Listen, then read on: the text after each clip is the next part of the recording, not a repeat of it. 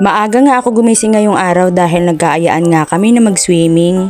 At dahil alas 4 pa nga lang ng umaga, hihigop muna ako ng mainit na Milo. At dahil maaga nga kaming aalis, nagluto nga ako dito ng puto at nagmarinate nga rin ako dito ng manok. Dahil maaga nga kaming aalis at malayo din ang aming biyahe, naisipan ko na nga na doon na lang kami kakain ng almusal at pananghalian. Eto nga palang manok na nabili ko ay kahapon ko nga ito binili at minarinate ko na nga lang ito ng 24 oras. Bumili nga rin pala ako dito ng hotdog para naman meron silang kukut-kutin habang naliligo. At inumpisahan ko na nga pretuhin ang aming baon na manok. Sa mga oras nga na ito ay ginising ko na nga yung mga bata dahil kami nga ay aalis na. Hindi na nga kami nagsiligo dahil liguan din naman ang aming pupuntahan. Dumaan din pala kami sa grocery para nga bumili ng kutkutin at coke.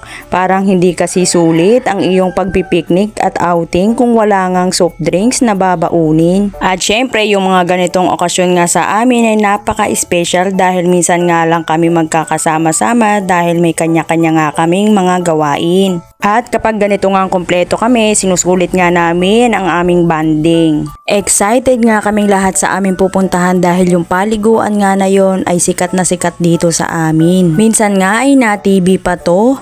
Pero kahit nandito nga lang ito sa isla namin, hindi nga kami nakakapunta dahil napakalayo at mahirap nga ang sakayan. Pero ngayong araw nga ay matutuloy na at eto na nga nakarating na nga kami dito sa Cantingas River Resort. Pagpunta nga namin dito, halos kami pa nga lang talaga yung tao. Kaya masusulit mo talagang tingnan yung mga tanawin sa paligid at makakapasyal-pasyal ka pa dahil wala pa talagang tao kundi kami lang talaga nang nandito at yung mga bantay nga dito. Ang nakakatuwa pa nga doon ay napakalinis nga ng lugar at napakaaliwalas. Nagbayad din pala ako dito ng 130 pesos para sa aming entrance fee at parking fee. Inaarkila nga rin pala ang mga mesa dito at upuan kasama na rin ng salbabida. Yung presyo nga ng salbabida dito 30 pesos hanggang 70 pesos yung pinakamalaki na. Yung mesa naman nila dito ay nagkakahalaga nga ng 150 kasama na yung upuan namin. Masasabi ko nga lang talaga dito na napakasulit at napakalinis din ng lugar.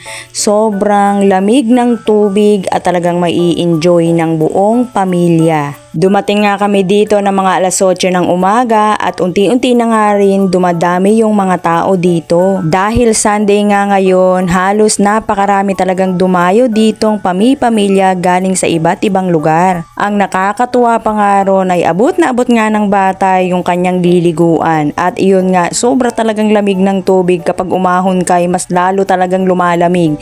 Kasabay nga nun ng malakas na ihip ng hangin. Meron nga rin palang pinapaarkilang cottage dito na nagkakahalaga ng 250 to 350 pesos depende sa dami nyo na pupunta. At pwede nga rin dito ganapin ang kaarawan o birthday ng iyong pamilya basta bitbitin mo lang ang mga basura mo pa uwi.